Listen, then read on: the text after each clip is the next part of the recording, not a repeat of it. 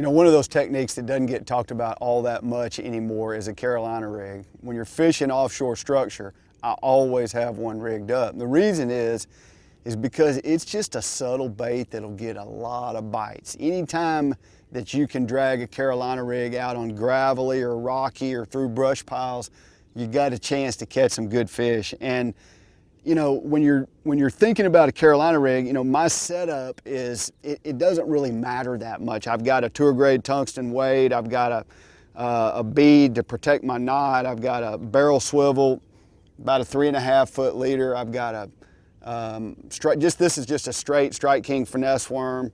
The hook I'm using is an Owner Wide Gap Plus because it has a really good head on the hook right there so that bait won't pull down very easily.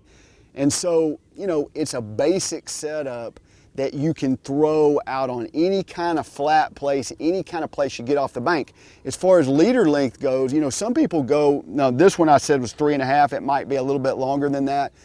You can go I've heard of people going as long as 6 feet. 3.5 is kind of my standard, 3.5.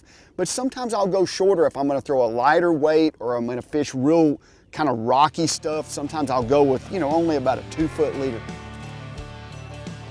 That's a pretty good fish right there.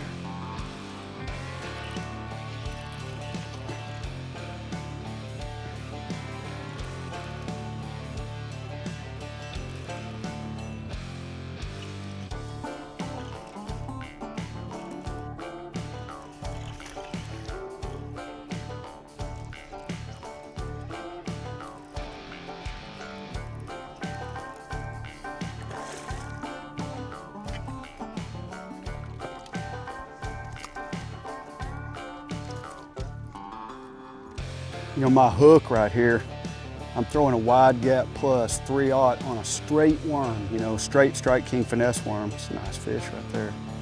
And I like that hook because the bait doesn't slip down very easily at all. It will catch them.